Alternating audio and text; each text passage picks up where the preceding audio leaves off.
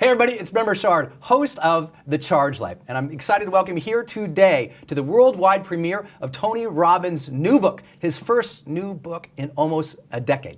The book is called Money, Master the Game, 7 Simple Steps to Financial Freedom. And I'd like to tell you about this worldwide premiere. We've got Tony here, and we'll be going into an in-depth interview with him about the book and about what you can do to take financial steps to achieve more freedom. And in this process today, we also want to say thank you for being here and for supporting the book. As a worldwide premiere, that means today is the first day that you can purchase the book on Amazon, on Barnes & Noble, on online retailers, and at your local bookseller. So Tony, want to give you a gift as thanks for supporting the book and committing to your own financial future and achieving more freedom. You're able to get some extra bonuses from him today that's not available anywhere else. So as you can see, beneath this video, you can click the Amazon link to go ahead and order the book. And you're welcome to order the book as hardcover or on Kindle. And then all you have to do is forward us your receipt to the email address listed below. And when you do that, our system will verify your receipt, and then bam, we will send out your 4 exclusive bonuses that you're getting here as part of participating in the worldwide premiere. We're honored to have you here. We're excited to talk about your financial future and to figure out this question of what can you do to finally master money in your life. So with that, I'm excited to be here and to welcome my friend, Mr. Tony Robbins.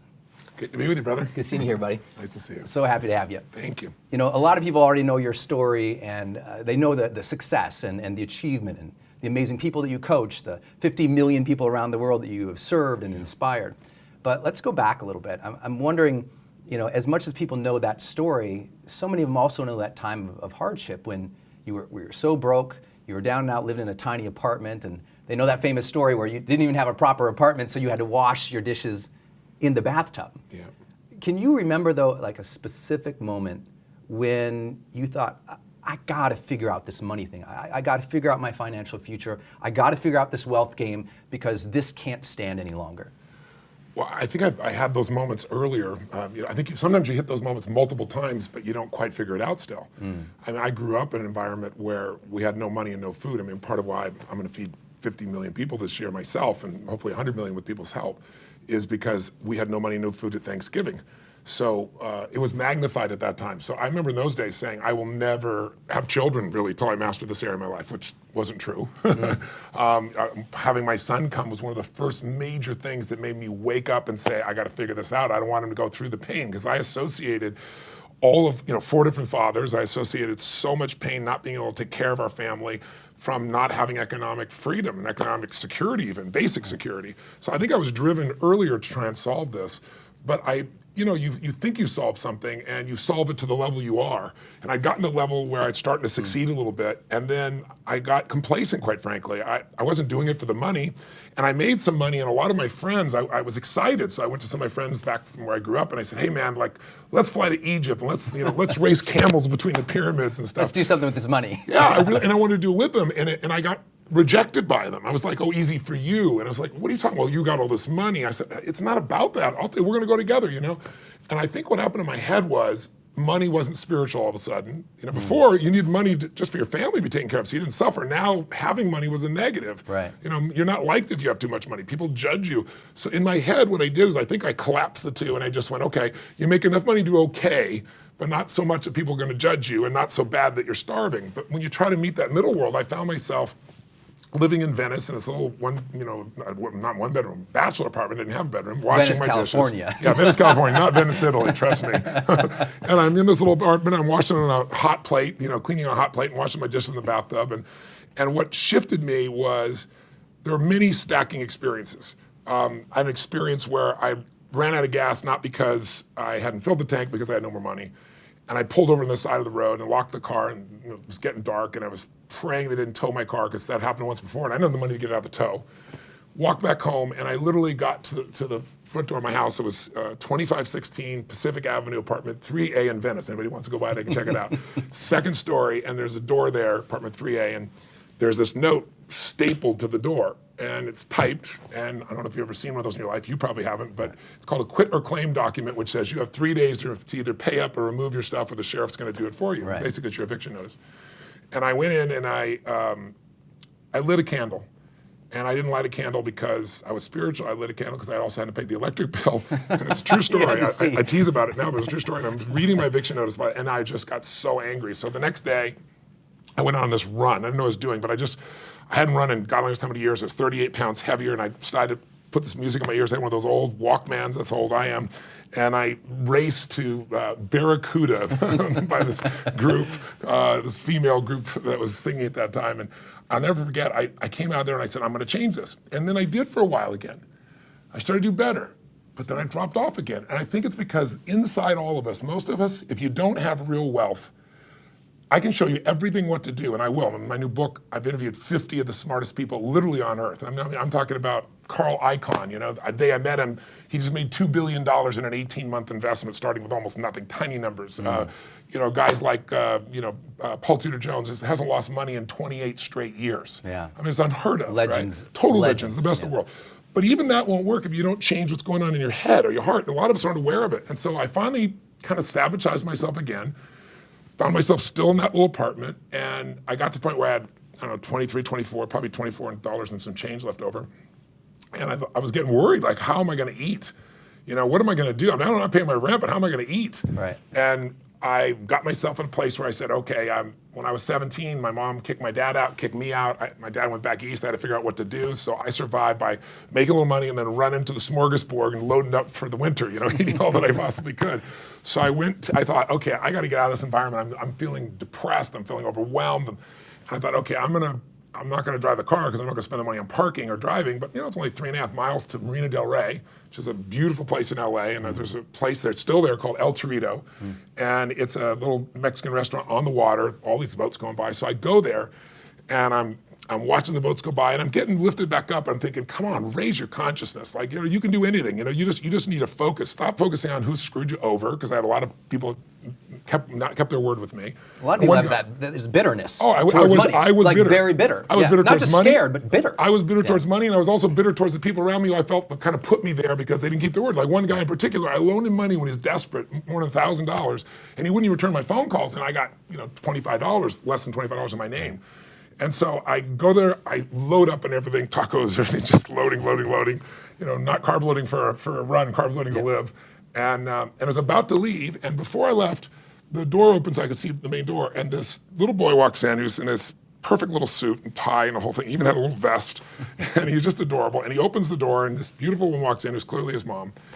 And I don't know what it triggered inside me, but I was deeply moved because just the way he conducted himself. He pulled his chair out for his mom, he sat down, he was just so loving, so attentive. It just struck something into me that I can remember to this day. And I watched him, and I found myself smiling inside and just thinking, this is what life's about. Life's about more than the stuff I've been thinking about. And so I walked up to this little boy, and I introduced him myself. I said, I'm Tony, and I don't remember his name. I think my name's Ronnie, I think it was. And I said, Ronnie, I got to tell you something. I said, I am so impressed by you. I said, you are such a gentleman. I said, the way you treat your date, the way you open the door, the way you pull her a chair. I said, I watched all those things. I said, you are a class act. And he goes, she's my mom. And I said, man, that's even better. I said, that's even more of a class act. I'm even more impressed. I'd rather really reinforce him, And I said, and take her to lunch like this is amazing. He goes, well, I don't really have a job yet. And I said, well, no, you are taking her to lunch. He goes, no, I can't. I said, yes, you can. And I had no plan. It wasn't like I thought this thing through. I just instantaneously, I just paid my bill. I reached whatever it was left, $19 and some change, and it was, and I just poured it all out right there on the table in front of him. And he looked at me, and his eyes got like big as garbage can covers, and he looked at me shocked, and he smiled, and then he said, oh, I can't take that. Yeah. I said, sure you can. He said, how come? I said, because I'm bigger than you are, right? And then he just smiled from ear to ear, and I didn't even look at his mom. I wasn't about that, and I walked out of that room, walked out of the restaurant, and I don't know how to describe it. It was, I felt the lightest I've ever felt in my life. I felt euphoric. I had tears start streaming down my face, but they weren't sadness tears. They were just, it was that feeling like, I don't know how to describe it, a feeling like relief, and a feeling of joy, and a feeling of freedom that I can't even tell you. I should have been scared shitless. Where am I going to eat? Where's my next meal going to come from? I don't have another dollar. And I went home that night. I had no fear. And I just went to work on a plan of what I was going to do. And I figured, well, people fast all the time. I'll fast for 5 or 6 days. I just ate all these tacos. It's like, gotta last me that long, right? And I don't know, it was the most beautiful feeling. And I woke up the next morning, and in those days we had the old snail mail and not electronic mail. And this envelope comes, and it's the guy that I've been calling who wouldn't return my phone calls, who owes me this money, and he gave me the 1,000 plus. Oh, he wow. gave me interest on it. And at that stage, that would make me last 2-3 weeks, Right. maybe a month I could probably drag that into. And I just started bawling, just crying. And I was like, I'm an emotional character, but I was really emotional. And then in the middle of it, the most beautiful thing that happened was, I asked myself, what does this mean? Why did this happen? And I don't know if it's true, but I decided that I was being rewarded for doing the right thing. Mm-hmm. That if I just in my life, I stopped thinking about that stuff and I just spontaneously did what I believed was right, and I didn't think about money, that it would be like oxygen. You don't stop to say, if I take this breath, will the air be there? Right. And if I just do what's right, if I just give spontaneously, truthfully, honestly, I'm not going to worry about this. And I wrote that at the end of my book. I wrote this little story, shared this story, because I was trying to think, how would I explain to people what this book's really about? It's about getting beyond scarcity. You'll never get beyond it. You got to start beyond it. Something has to click inside you. You had this action of abundance. It was. That's what it was. It was the day. It was the day. I tell people that's the day I became a wealthy man. The day I gave up everything and had no fear. Yeah, when you give without expectation, and when you give in that moment when and you not don't for positioning, have a lot. not for positioning, not to try to and be somebody, just because it felt right. Yeah. So I've let that guide me throughout my life, and it's been, I've had my moments. I've been stupid. I've done dumb things and smart things and everything in between. But I've never gone back to that scarcity. And when that's gone, you can do just about anything else. But I tell people, if you don't give a dime out of a dollar, you're not going to give $1 million out of 10 million or 100 million out of $1 billion. You're bullshitting yourself. Yeah, it's a mindset thing, and wherever it's fixed now, it's going to be the same. You throw more money on it, it's the same exact. And what people don't realize is it teaches your brain there's more than enough when you will give what you don't think you can give. And until you do that, there's a war inside. Right. And that doesn't mean you got to go give everything away and everything else. I'm not suggesting that, but it was a simple action. It was of very abundance. simple, and it wasn't a huge amounts of money. It was a lunch, just like a lot of people the first time they go down the soup kitchen and they actually serve something up. Exactly and right. they also contribute to that meal, like we'll talk about with what you're doing and giving. They see the look on other people's faces, and now they know it's not about their $20. No. It's not about their bank account at all. No. It's about, wow, this is humanity. We're all struggling. We're all in this, and maybe that money can be a transactional thing, but it can also be a very meaningful thing. Yeah. And I've loved how you approach that in your book. It's not just about money. It's not just about wealth. It's not just about finances. It's about what's your life about. Yeah. And you've done a really great job with that. Thank you. But I think you also went into a pretty scary territory for a lot of people talking about money, but you came at it with calling it master the game. Yeah. So all these emotions you share, and everybody's had sort of, I think, those frustrations financially, where they were challenged, where they freaked out. I know maybe you heard my story a little bit about I went into bankruptcy. Yes, I remember. Scared to death, and I'm writing my book on this fold-out table my mom used to use as a sewing room table. My lady walks in at the time, and she sees me writing ferociously, and our apartment's so small, I had my bills and my vision boards and my dreams and my bankruptcy all in the bed because there was no desk. Yeah, so it's on the, so she comes in late at night, goes over, crawls under the covers, trying not to disturb everything. And I'm typing, and I look over and I see, my lady sleeping under the weight of my bills. Yeah. Literally, Yeah. And it was just, I gotta change the situation, and I think that happens for people. They get, they get to where it's a must and not a should. You call it at your event so often threshold. Yes. That was it. For me, I was so fine with being broke. Didn't matter really to me. Yeah. And then see family and loved ones. Yeah. That was a huge shift. Yeah. So there's a lot of emotion around money, but then you have this title, Master the Game. I know a lot of people got upset. They're like, game. And I'd love to hear, it's a game though. And it's interesting because you've interviewed all these billionaires. Do they think of it as a game, and why call it a game? Well, it's interesting.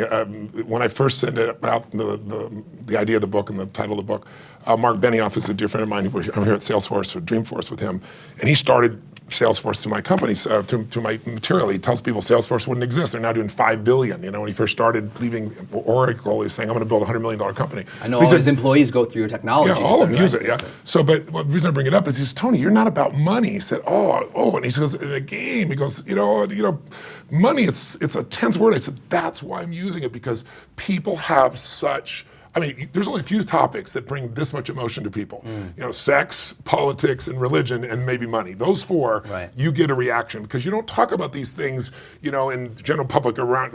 You don't talk about it's just not the subject most people want to get into because it usually creates some kind of emotion that isn't necessarily positive. Because if people have a lot of money, sometimes they feel a little, you know, guilty, and if they don't have it, they feel embarrassed or ashamed. You know, and money has no power. Money has the power to create, and money has the power to destroy. You can, you know, create an opportunity, you can give, you can deliver, you can make things happen, you can destroy things. You know, you can use it as an expression of your love or your hate. It can be any of those things. So money to me really is just a tool to be used in a life of service, in a life where you serve your family and your friends and yourself. But for most, if it's a reality of your life, why not master it a little bit? If it's and there and you have to deal with it on a daily basis, why not do something about it, right? But when you talk to the most wealthy people in the world, they all see it as a game.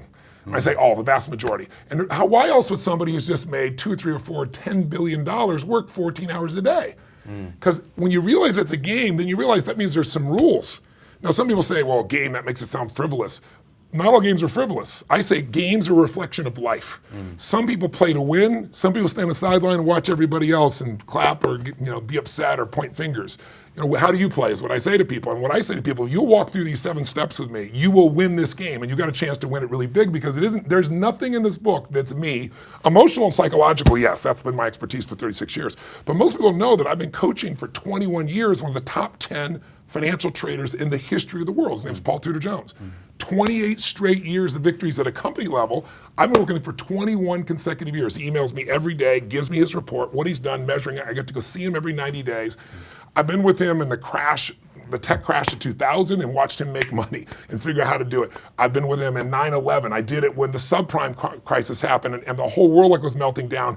And in 2008, Paul made almost 30%. I mean, and when everybody else was losing. I'm just because he knows the rules of He knows the rules of the game, and so I've got his rules. I've got Carl Icahn's rules. I got a man named Ray Dalio. Most people outside the financial business don't know his name, but he's been called the Steve Jobs of investing, the Da Vinci of investing, because this is a man who you had to give him $5 billion to get his advice and give him $100 million to start. That was 10 years ago. Now you can't get him no matter what. Governments, you're sitting down with him and the Prime Minister of China calls to interrupt the meeting because he needs a little coaching from Ray. So I got him to share me what he does. I want people to know about the book. That guy, you got literally his formula and how he does it in this book. I mean, something that literally billionaires are looking for and calling him on.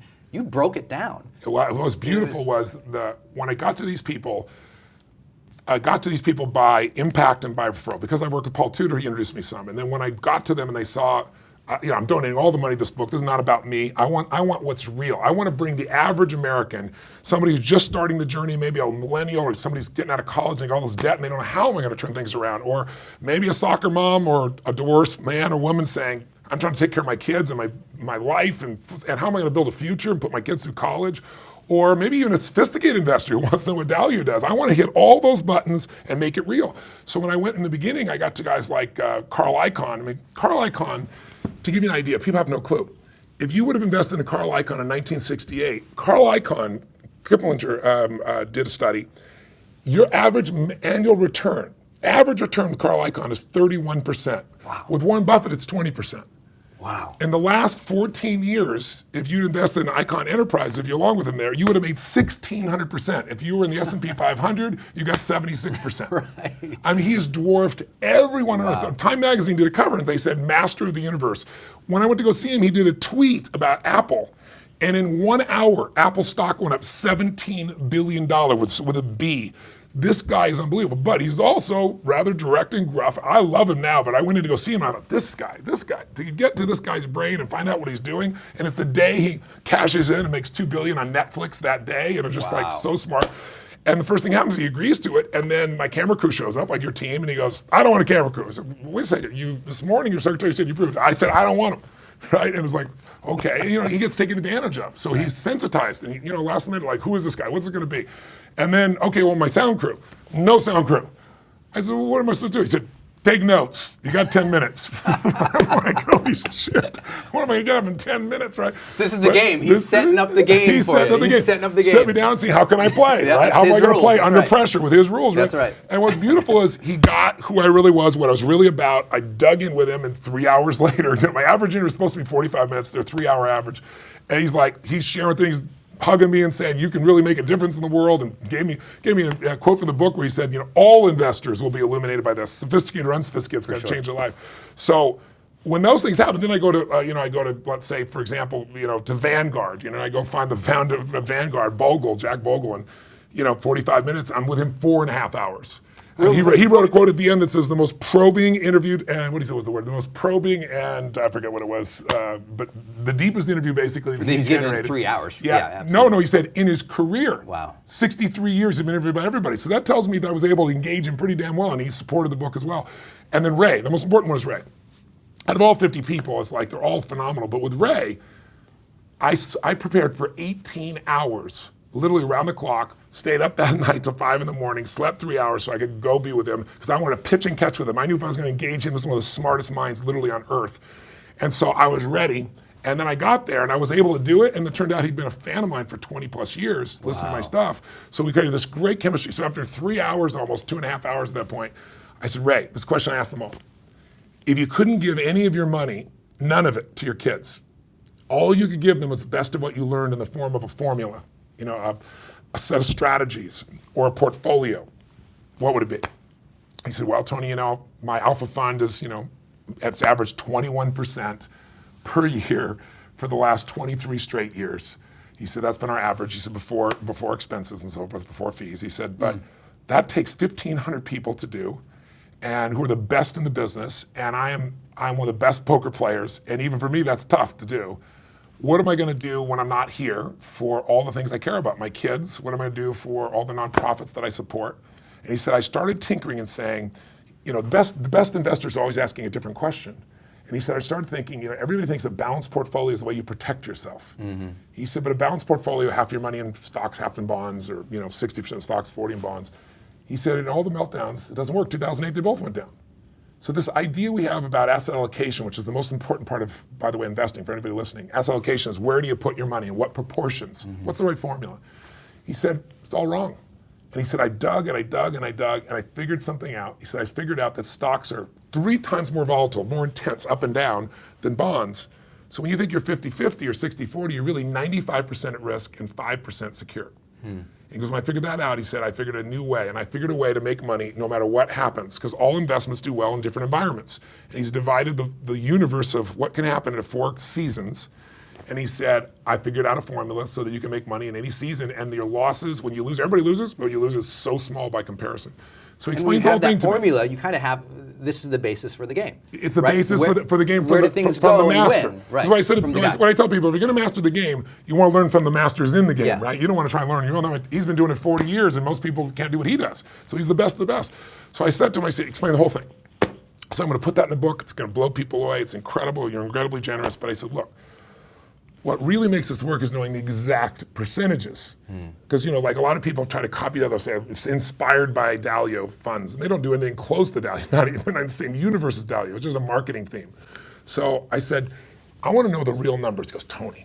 He said, it's complex. We can't put this in a $20-some book. Well, no, he didn't say that, but he did say, that's when he gave me the whole $5 billion. He goes, look, it takes $5 billion to work with me and $100 million initial investment. I said, but you just told me that you haven't taken in anybody in any amount of money for 10 years. You don't want any more money. He goes, yeah. And I said, you're also giving away half of your $14 billion net worth. I mean, the guy's unbelievably generous.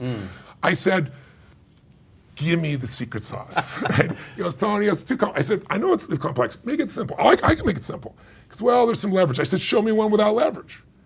He goes, well, I said, come on, give me the secret sauce. Give it to me, right? Help the little guy out. And I got him laughing. And he finally said, well, I could give you something. It won't be absolutely perfect. I said, your idea of not perfect will be better than anybody else's top piece. And there's like I got chills in my body as he started describing to me. And I got the video going, and I'm capturing like crazy. And at the end, he goes, yeah. He said, you go run those numbers and you can bring them back to me and I'll look them over and make sure they're right. But he said, I think that would do it for the average person, and they could, we'll check the rebalancing, probably once a year rebalance. And he said, they could do it with most of it with ETFs and things like that. And they'll beat the market. And he said, so why don't you go check that out? So I now have some partners in a variety of portions of the business and the financial area, and I have a great company that I'm associated with, which is called Hightower. It's the 5th largest registered investment advisory. It's the best in the world. They strip out all the fees. They make all the banks compete to give you the best fees. You see everything transparent, 30 billion in assets, but they only work with ultra wealthy people. And I wanted to get them to work with the average person. So I went back to them. I went to 2 other organizations, said, run these numbers. Let's do a 30-year run, like the most volatile times, right? 40-year run. Let's do a 75-year run. Just see it. Most people, they look at something over a 5 or 10-year period. I want to see all those. Do the 5 or 10-year period too. 10-year period blew away the S&P, but here's what's really unbelievable. In the last 30 years, it lost money only 4 times. Wow. And one of those 4 times, it lost 0.003%. So it was break even. Right. So you really practically lost 3 times in 30 years. But here's the most unbelievable thing. The average loss is 1.9%. But the average upside was just under 10. Wow. So if you imagine for a 30-year spread. For a 30-year spread. Then same numbers in 40 years.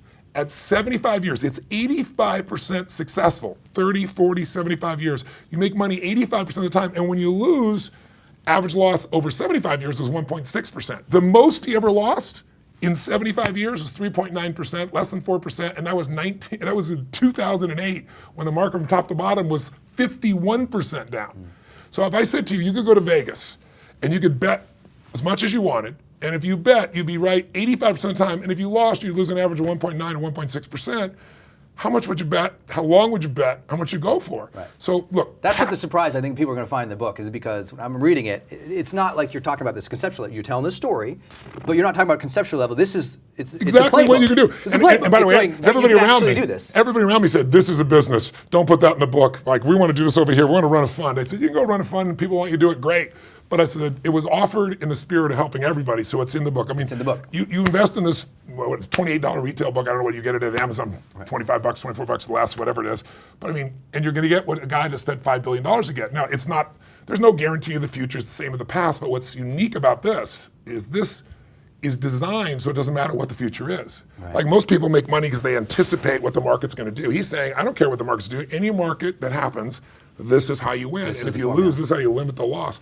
And it's something you do 15 minutes a year. It's not just one. one chapter. I just like, what people are going to be blown away is by how many of these strategies are in there. But it's not just, I really want people to know it's not a conceptual thing. No. This is like literally, hey, you could take this and you could run it, or you could take it to a financial advisor, which we'll talk about your feelings there. And it's really applicable. It's actionable stuff, which I think is why this book is going to crush it. Well, I want to say one thing about, though. In the very beginning, I tell people this is coming, and I've got like David Swensen. David Swensen is the chief investment officer of Yale. He took their $1 billion endowment and turned it into 23.9, practically $24 billion in 2 decades. He is the greatest institutional investor in the world. He is the rock star, the Warren Buffett institutional areas. Sat down with him, and he gave me the exact portfolio also. His does a little more than 10%. His does like 13%, but has more volatility. So if you want to take more risk, you do that too. So this is a book filled with them, but I tell people the first chapter, I know you're going to want to turn to read those chapters. Right. Or you're going to want to turn and read these interviews with the top 12 guys in the history of the world. Don't, because there's 7 steps. And if you know the portfolio, but you don't really know, for example, the emotional pieces in you that make you go up and down, right. If you don't understand how to change that, if you don't know what your real goals and numbers are and how long it's going to take to get there without a plan, if you don't know what the right asset allocation is, you don't want to put everything in one thing, even value, right? So if you don't understand those things, you're not going to maximize. And the book is fun because along the way, I'm giving you stories and examples that are real and practical. And it all comes from Nobel laureates, the best on earth, who figured out behavioral Nobel laureates. Here's what to do to beat your natural human tendencies so you don't have to have discipline. It'll just do it automatically for you. And I'm showing you what the best of the best do along the way. As you're doing that, I think it's important because people hear these big names, they hear $1 billion, and the average person watching goes, I don't know what institutional investing means. I don't know billions of dollars. Yes. Like you said, I'm just trying to scrape together $24 here. Yeah.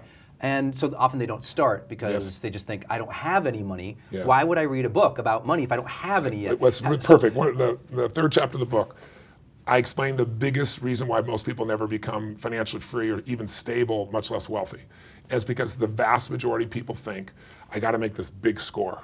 I'm going to make this investment in Apple. It's going to go crazy. I'm going to make this thing happen, and I'm going to pour all my money into one investment. I'm going to pour all my money even in my own business, as strong as your own business is. Those 96% of businesses don't make it. If you don't diversify, you die.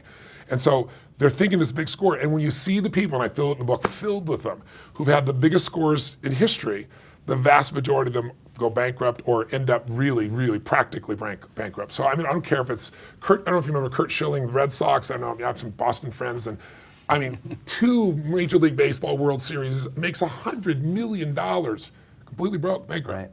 Right. See those stories all the time. You're probably not old to remember Kim Basinger in 9.5 Weeks, but most in my generation remember that. This one made more money than any actress in history. She's making $20 million for a picture. Bankrupt. Mike Tyson made more money than most people would dream of in multiple lifetimes. He made $500 million, $500 million in income. Bankrupt. So, and I go on, Billy Joel next to bankruptcy. Well, I don't care who they are, the most brilliant people in the world, because it doesn't matter how much money you have, you'll spend it. So then I give you examples of a guy that never made more than $14,000 a year, Theodore Johnson, worked for UPS, and end of his life, he gave away half the money to charity, so everybody knows what the number was, $70 million, because he understood compounding. Like everybody intellectually understands compounding, but very few people do it. So on the book, I show you little things, like give away that little pizza each week, and here's $500,000 that you can have by compounding. Right. Look at what you have, and I show you how to take the tiniest amount and automate it so you get there. Now, there's a lot of people who say, take your Starbucks money and put it here and get your return, and that's nice, but there aren't any 12% mutual funds anymore that compound annually. Those stories from the past don't exist. So I show you, what do you do with that money so you maximize it? And also, what do you do right now so you can enjoy it today, not just someday when you retire, because that's the other mistake. It's like if you make money, it's something that you're just holding on to so someday you can feel good, then you don't have much of a life. So this is a lifestyle book, as well as how do you create that abundance and wealth for the long term. What would a person earning $35,000 to $50,000 learn and take away from the book versus someone who's $1 million or $10 million above? Do you think that they're really going to take something different from the book? I don't think so. I think the fundamentals are the same. That's the beauty of the book. That's why I designed it that way. But I'll give you an example. Somebody just makes $35,000 a year. Section 2 of this book, the first section, what I teach people to do, it's these 7 steps. Just to give people a context. Is the first thing you got to do is you got to tap the power that every wealthy person does. You have to stop being a consumer, and you got to now become an investor. You got to own something. And you got to say, I don't have any money, but I don't give a damn. I'm going to start with 10%, 5%. There was a study where they started with 3%, just 3% off the top, automating it, putting aside. You don't see the money. It goes into this, what we call freedom fund. Not savings account, but a freedom fund where you're going to really build it into freedom. Using a tool called Save More for Tomorrow. This is designed by Nobel Prize winner and his partner from UCLA, Shlomo Bernatio. I'm probably pronouncing his last name poorly, I apologize, but brilliant guys. They came up with this idea. It's easy to do something in the future because it's not now. If I say to you, you're going to diet in a week, you go, yeah, of course. Sure, right? Absolutely. Diet right now, that's good for a few hours, right? And so what they figured out was that if you could only save even 3% of your money, you're making $35,000 a year, you owe money, you take 3%, 4%, 5%, ideally 10, but some middle number. And you just commit that anytime you get a raise in the future, you do it automatically with your boss, that 3% of that money is going to now go into your freedom fund.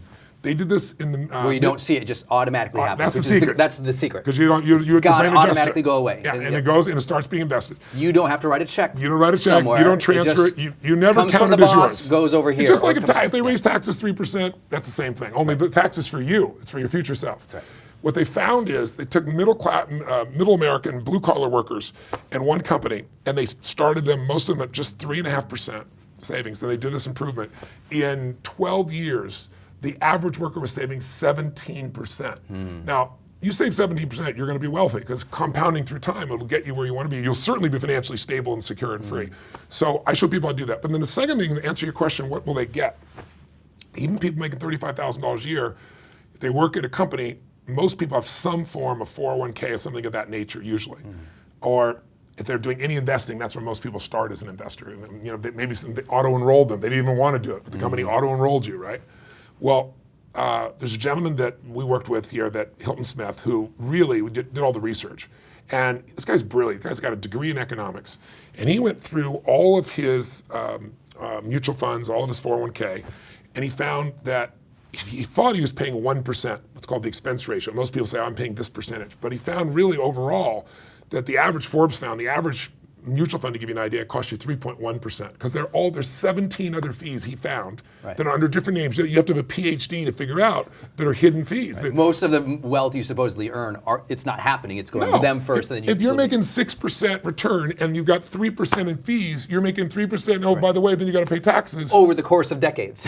Right? It's each gone. year it's Yeah, happening. Right. Each year they're taking that out. Right. So you're not compounding at the same level. Right. So he figured out for someone making $30,000 a year, it's $150,000 minimum that you're throwing away. I mean, try this on for size. The second part of the book, second step is, before you get in the game, know the rules.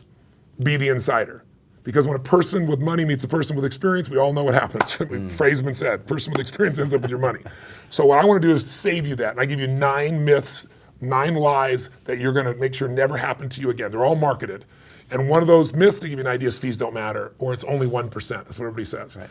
And I go through and show you systematically what it means. If you pay 1%, a real 1%, which almost nobody does, versus 2 versus 3, you could have 3 people, they start at the same age, they put in the same amount of money, they invest in the same stocks, same bonds, same mutual funds, and 30 years later, they show up and one's got 77% more money.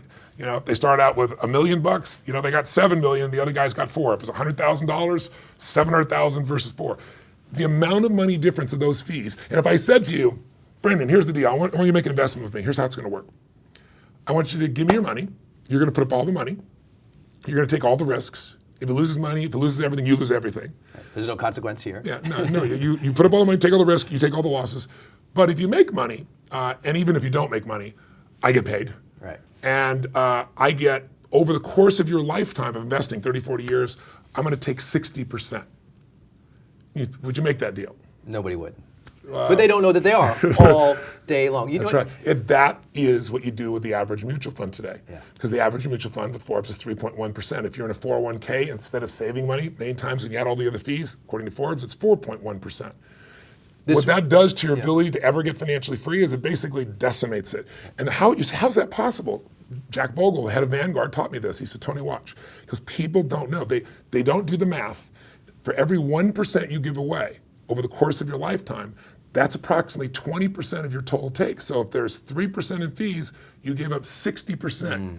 You took the risks, you were on the line, they took no risks, and they're going to take 60% over the lifetime of what you're doing. He said, it's highway robbery. That's why you can go invest in those same stocks with Vanguard on an index, and you pay 14 basis points, which that's another term. By the way, every time I use a term in the book, I explain like basis points. What the hell is a basis points? It's 0.14%. If someone says 25 basis points, it means 1/4%. Right. So if I say an index fund, you know what it is, I explain what it is in the book so that You someone broke it down. sophisticated People knows. get it. Yeah, people get it along the way, and I give them examples so they see what it is. So what you do is you become an insider.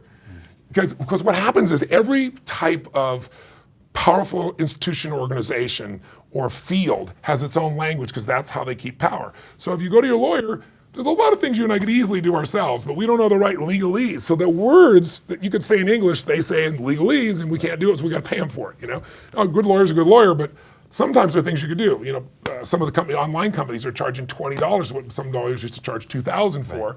Because it's boilerplate. You did an amazing job in the book of like literally empowering people to go, oh, just go here, check out this website, go try this, do this. Show you exactly anybody can do it. Anybody can do it. I mean, anybody can do it. But I want to give you an example in the medical field. Yeah. If I said to you in the medical field, and you read the book so you know this, but if I said to the average person here, did you know that according to the Journal of Medical Association, JAMA, that the number 3 killer of all human beings in the United States is from iatrogenic causes? Most people hear iatrogenic and they think, is that a form of Ebola? You know, is that some tropical disease? I have no idea what it is. Why would you use the word iatrogenic? Nobody knows the hell it is. Iatrogenic means physician or hospital induced. Right. Which to be fair is when you think about all the doctors, all the number of people they deal with, unfortunately a lot of people die because somebody's made a mistake. So 1/3 of all deaths, 225,000, come from iatrogenic. Why don't they just say 1/3 of all deaths are hospital induced or physician induced? Because no one would go there. No one's go there. So they come up with a term. Well, what you see in the financial field is there's tons of iatrogenic language. So you don't even know it's a fee. Right. Because they don't call it a fee, they call it something else. Right. But it's money out of your pocket. And it's basically paying for their marketing or for their operations. It has nothing to do with your personal when wealth. You go to your 401k, and you take a look at your 401k and you're trying to decide what should I do and you have no idea, and you say, I'm going to go to this 5-star Morningstar fund, go do the research. You'll find at the end of 10 years, out of 250 5-star funds, 4 are 5 stars. All my hedge fund guys, they love that. You're buying high and you're going to sell it low when it drops, and then you're going to buy another one high and it's going to sell low. They buy low and make money high. So what I do in this book is, one step at a time, because I'm talking 100 miles an hour. I know I'm passionate about this stuff. I'm crazy.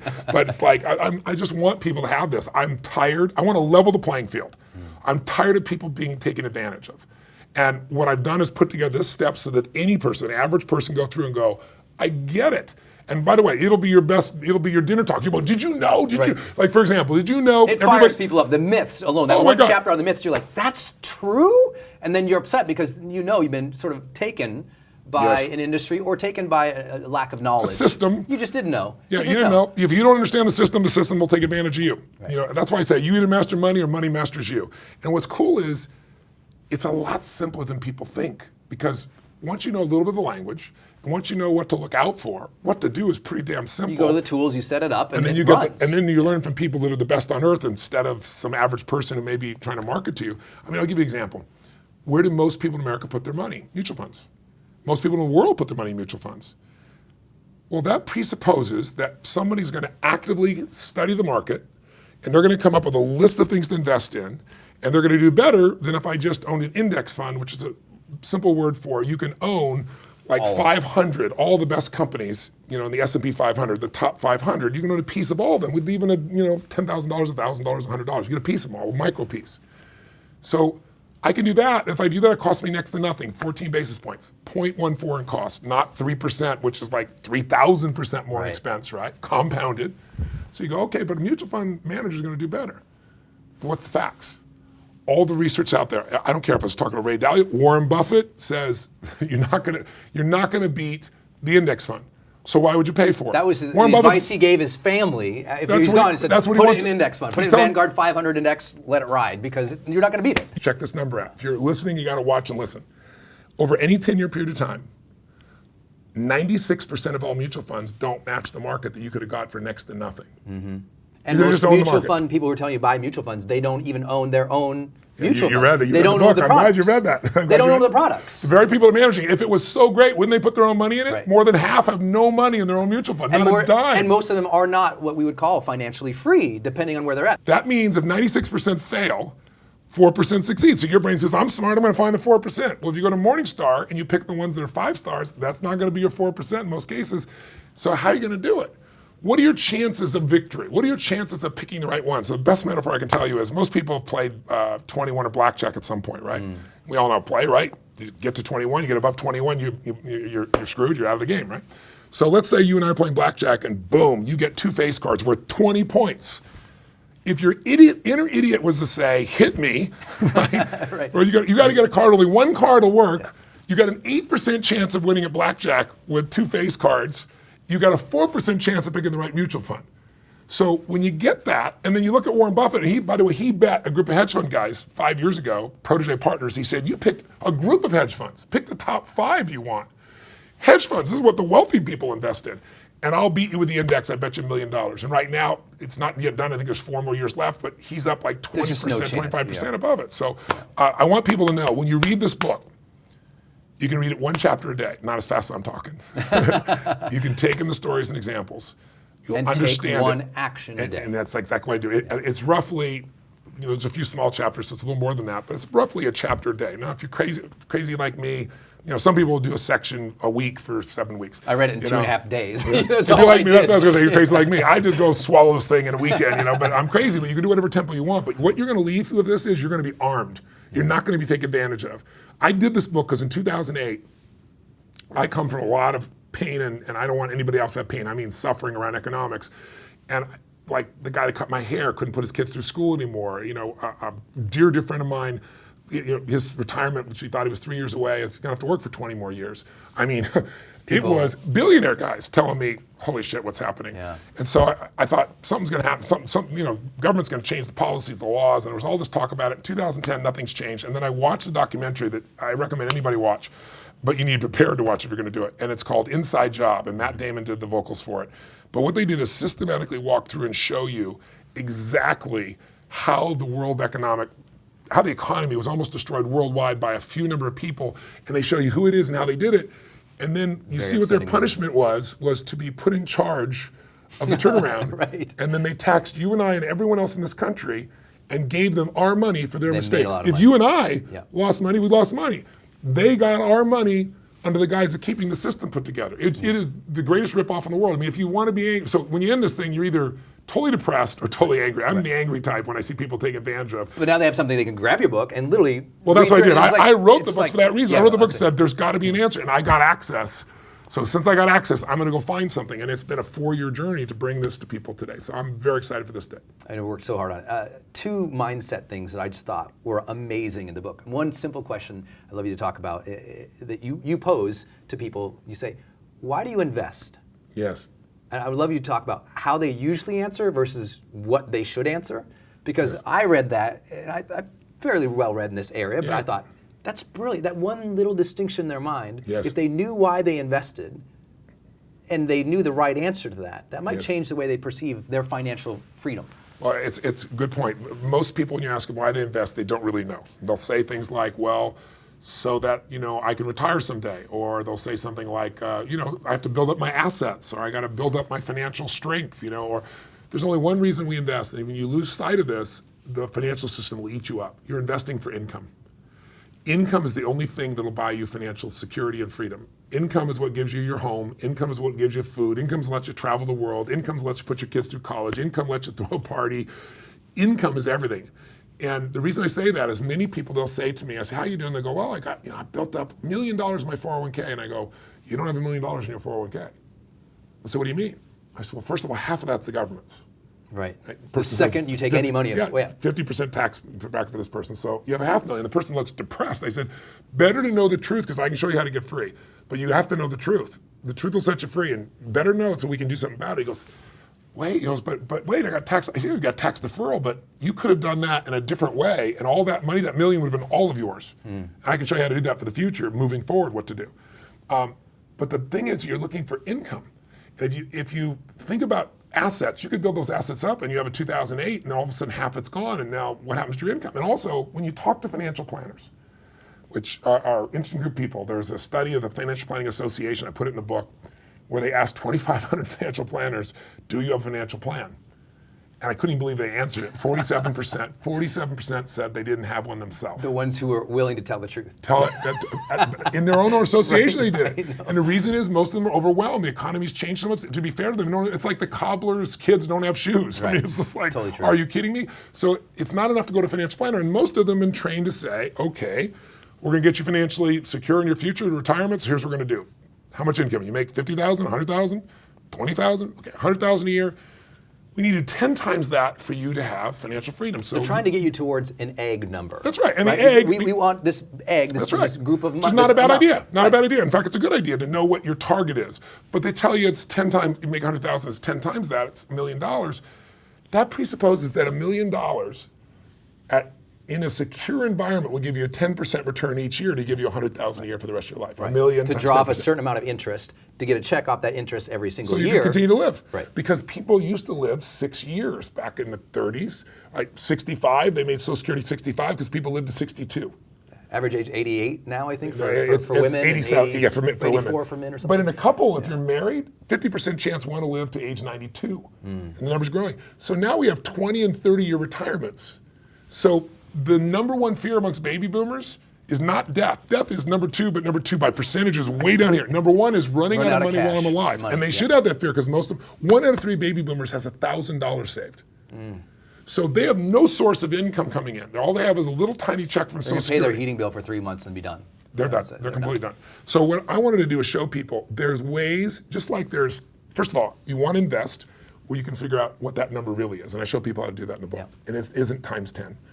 Then I show you how to make that number smaller by having tax efficiency, because every one of these great investors had certain things in common, and one was tax efficiency. Because if you earn more, but you don't keep more, what does it matter? Just like fees, the biggest bill you're ever going to pay in your life is taxes. And instead of being mad at the IRS, I just look at them as like Switzerland. Their job is to come in and take as much money as they can from as many people as they can. Your job is, with absolute honesty, with truth, and with the law behind you, and with total morality, to avoid as much as humanly possible. To use the rules of the system, like you show. It's like, hey, look, did you know you can do this and keep this much more interest, and this much more interest over a period of time gains you this? I mean, it's just, you can say, it's mathematical. That's why I think it bothers people. They're like, they don't like math. But I show people, you don't have to know math, right? I just show people, if I could show you how to retire 10 years earlier, or have twice as much money in the same time, or get to your goal 30 to 50% faster, would you want to know how? Well, the ultra wealthy know how to do it. But now, because of some changes that happened in the marketplace, average people with tiny amounts of money can do the exact same thing, and that money is now yours. And one more thing. Most people know the value of life insurance. We don't like it, but I don't want my family to get in trouble if I die. So most of us buy some life insurance. But there's another question. What if you live? You know? Right. I'd like some insurance that if I live, I'm going to live well. So I was with Alicia Linnell, who's the head of retirement research for Boston College, one of those brightest women in the world, used to work for the Fed. And she said, Tony, one of the most exciting tools that's come out is they now have income insurance or longevity insurance. So when you're planning for your future, you only have so much money. You either try to rationalize it, hoping that it'll make it, and then maybe you don't get to use your money or you run out. She says, what you can do with this is you can get some insurance now that says, if you live to this age, from that age on, for as long as you live, you have $50,000 a year. And it doesn't matter if you live 10, 20, 30 years. It doesn't matter how much money you've accumulated in investments. And it's brilliant. Separate. And it's cheap. Right. Like, wow. How old are you? 36. 36, okay. I'm 50. 37, gosh, I'm 37. 37, oh, that's good. You'll be doing that for a while. After 35, you keep forgetting. You always keep down. I'm 54 years old. I can't even believe it, that name.